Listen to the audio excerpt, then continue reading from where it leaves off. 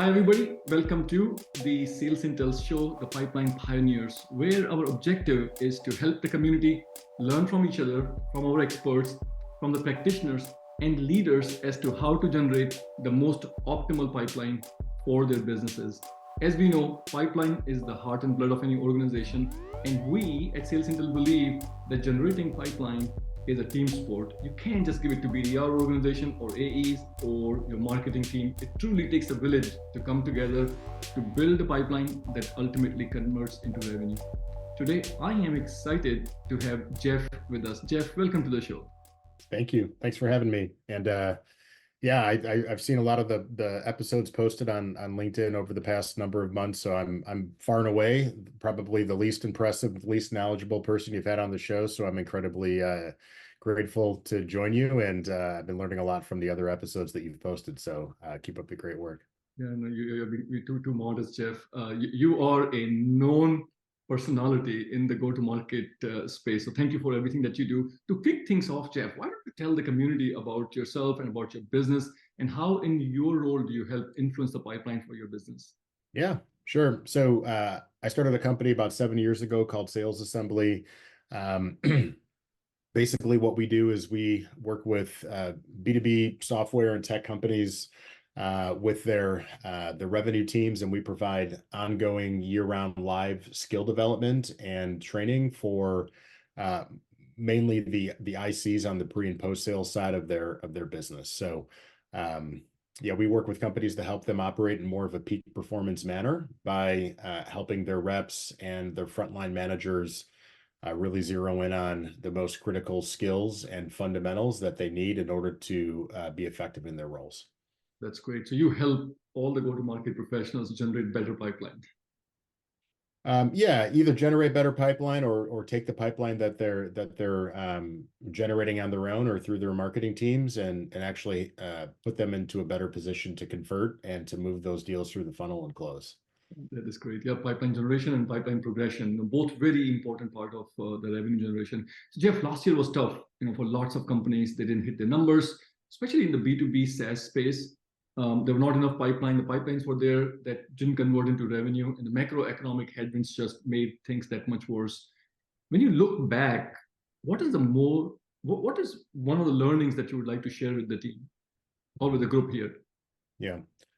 So, what I'll share is something that we experienced at my company, a small little services-based business. But then also, I talked to hundreds of sales, CS, RevOps, enablement leaders every single month, just kind of given my place in the ecosystem. And it's pretty much the same learning across the board for everybody, whether you're a $200 million ARR SaaS business or you're a small little company like mine.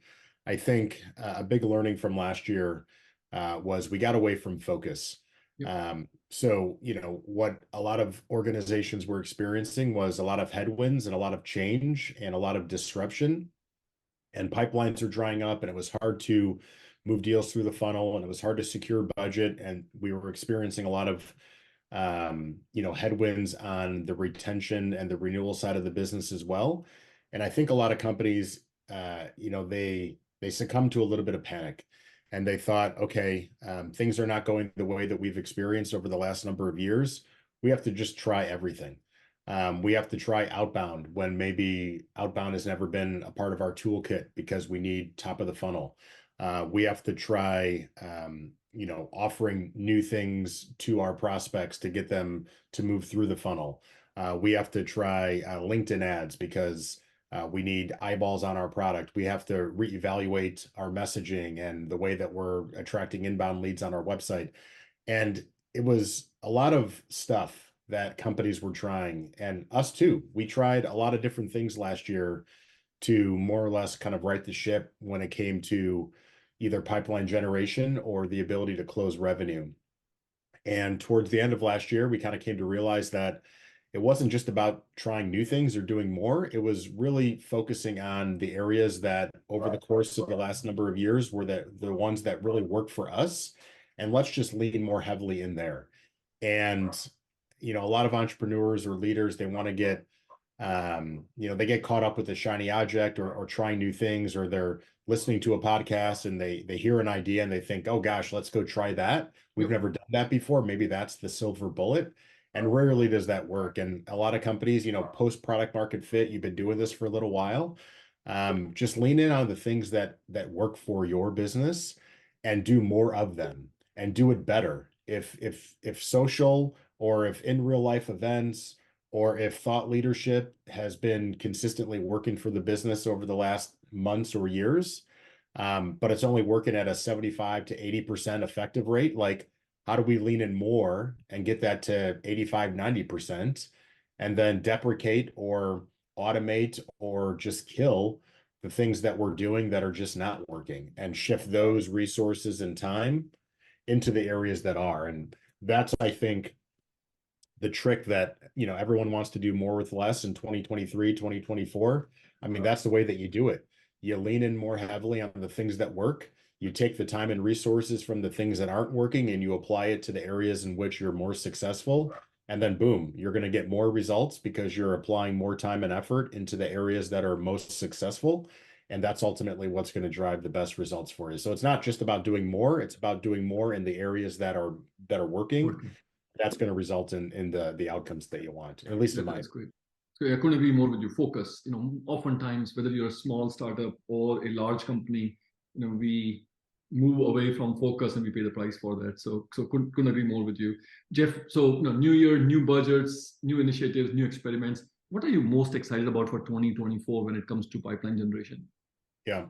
I mean, personally, I'm seeing a lot of traction for our business and a lot of companies that we talk to around events, in real life events, like the day-long virtual conferences that became popular in like 2020 and 2021. Like those are done. Nobody wants to go to those anymore. Like they're draining, they're exhausting. Um, it's those days are behind us. Webinars are a dime a dozen these days.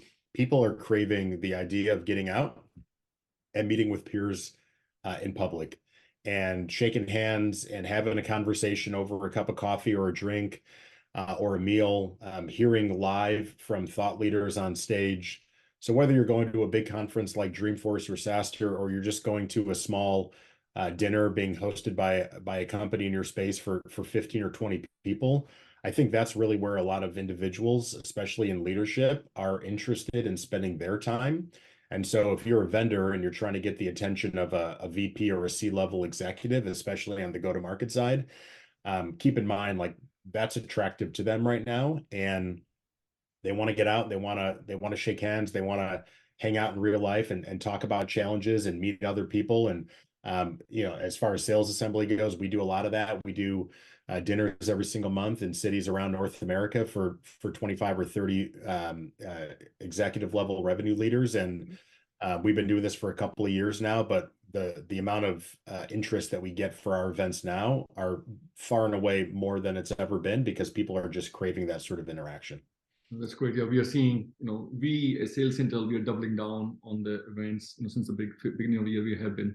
So that definitely is going to resonate with lots of folks.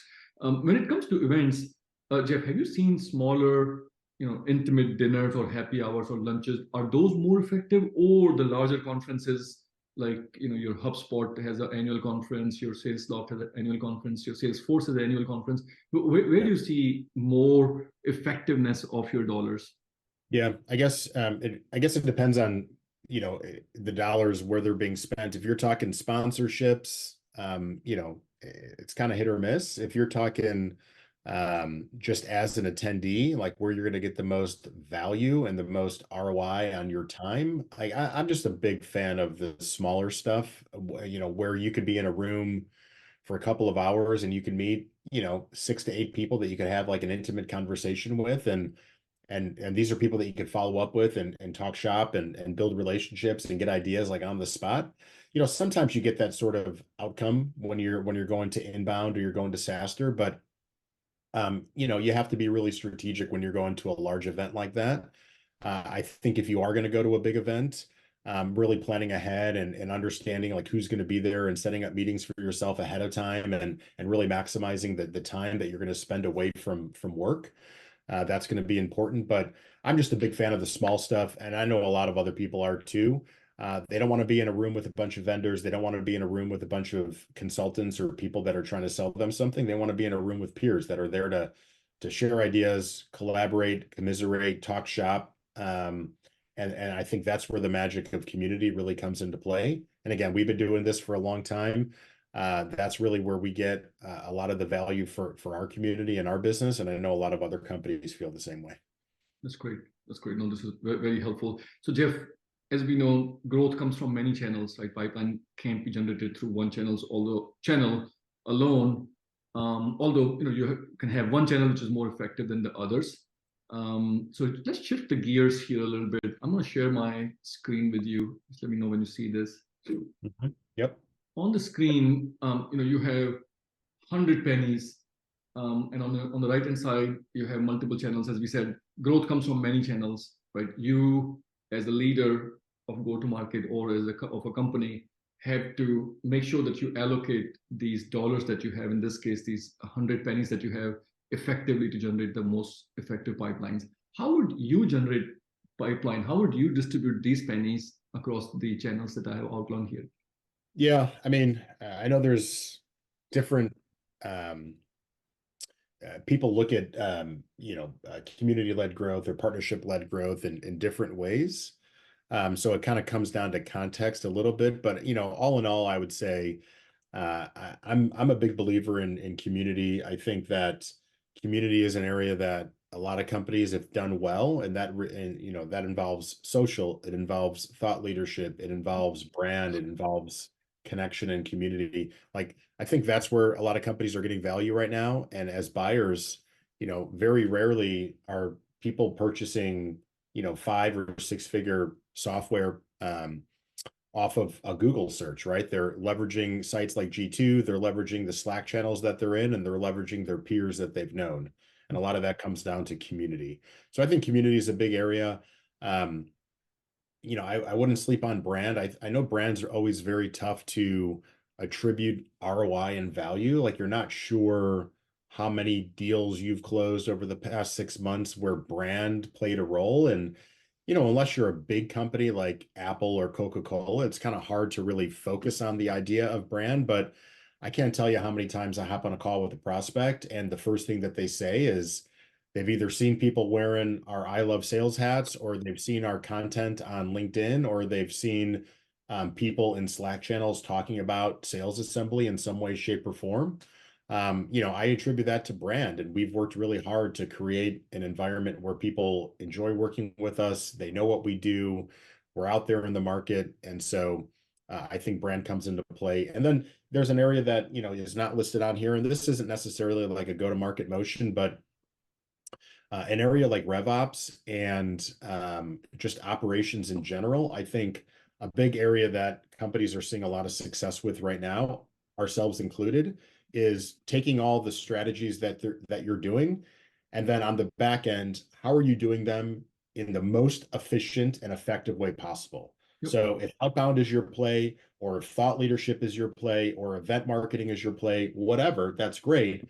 How do you take the amount of time that your highly compensated employees are spending investing in these channels, and by leveraging virtual assistants, AI, technology, integrations, APIs, different tech stacks, like how do you take the time that you're spending and get a bigger ROI from that time investment? And I think that's really a big shift that a lot of companies are thinking, where it's like, instead of hiring that seventh BDR or that seventh account executive, let's take some of that budget and apply it to making our systems better and making our data sets better. So the amount of time that the 6 people are spending is going to be more Couldn't agree effective, more. more deals. Could not. So I'm going to put one penny here for other, and we will, say back-end systems, right? How many pennies will you invest in the community? Um, I don't know, a third, Okay, a very quarter. good. Let's I just think, I don't think you can go all in there. I think that's a big piece of it. I think brand's a big piece of it. So you throw some there. Of course, sales is, it's never going to go away. I know that, PLG was like a big hot topic over the past couple of years. And I think you could point to a lot of examples of where PLG companies are really stumbling right now because, when when it's a ZERP environment and everyone's buying everything, like people are just coming to your website and they're going through a freemium model and they're walking themselves through a journey. Yep. But especially if you're talking like mid-market or enterprise sales, like good luck with PLG, I think. And so having an effective and efficient sales team doesn't have to be a huge sales team, but a sales motion nonetheless that is able to articulate value and walk a buyer through a journey that they want to go on. That's always going to be there in software sales, period. Yep. Okay, you still have 40 pennies. How will you generate the pipeline? Oh gosh. Okay. Let's see. How we generating the pipeline? I mean, a lot of the pipeline is going to come from, sales and, inbound through community and brand. Yeah. So I should I know a lot double of, down on the brand here? So 20 pennies on the brand, you're 30 already on the community. sure. Yeah. I wasn't told there would be so much math, involved in this recording, but, Well, it's uh, very easy. You still have pennies here. I can distribute them. yeah, let's throw the last two on under customer because, referrals and word of mouth and advocacy for your customer base, like that's never going to go away, especially in the environment that we're in where people bounce around and they switch jobs every so often. You really need to strengthen those relationships and get your hooks into the champions at your company. So when they do leave one company, they go take a VP of whatever job at the next company. You want them taking them with you. We get a lot of those types of opportunities that bubble up at Sales Assembly, where somebody leaves a company as a VP, they go to a new company as a CRO, and the first thing they do is text us and say, "Hey, I want to get my new company involved in Sales Assembly." That's really heavily weighted towards the relationship and the customer sentiment and how we've built those relationships. That makes sense. Jeff, we talked a lot about events, and yet I don't see you investing the pennies in events. Was it an oversight, or you think some of the community pennies should be distributed to events? Yeah, let's take one of the pennies from the community and put it under events, and let's take one of the pennies from customer and put it under events. And I think we, take a screenshot of that puppy. That's good to me. Perfect. So, um,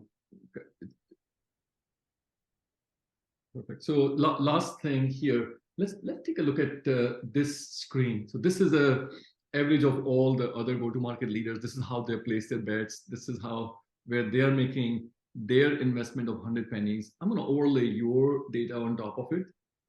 In orange, Jeff, that's your bets. In blue is the community. When you look at this comparison, what surprises you?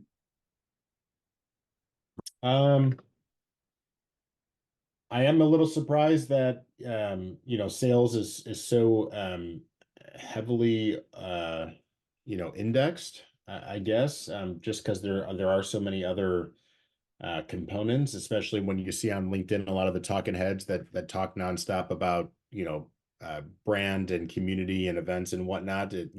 I guess it just goes to show you that at the end of the day, things get sold and they get sold by salespeople. And that's why Sales Assembly is in business and we're having a pretty good year, is because companies are really, hey, we can invest in a lot of these other areas, but at the end of the day, it's our salespeople that need to be effective and efficient with their time and have the skills to be able to close deals. So I wouldn't say I'm surprised. I'd say I'm happy to see the way that the results have shaken out. And as I said at the beginning of the call, I'm by far and away the least impressive person that you've had on this podcast series. So it wouldn't surprise me that my answers are a little bit off from the other experts that you've had on. It's good to take the contrarian approach here. And Jeff, thank you so much. Thank you for joining us on this podcast. Thank you for sharing your insights. I'm sure the community is going to get a lot of value. So we appreciate it. Yeah, it was my pleasure. Keep up the good work and keep pumping out the good content. Thank you.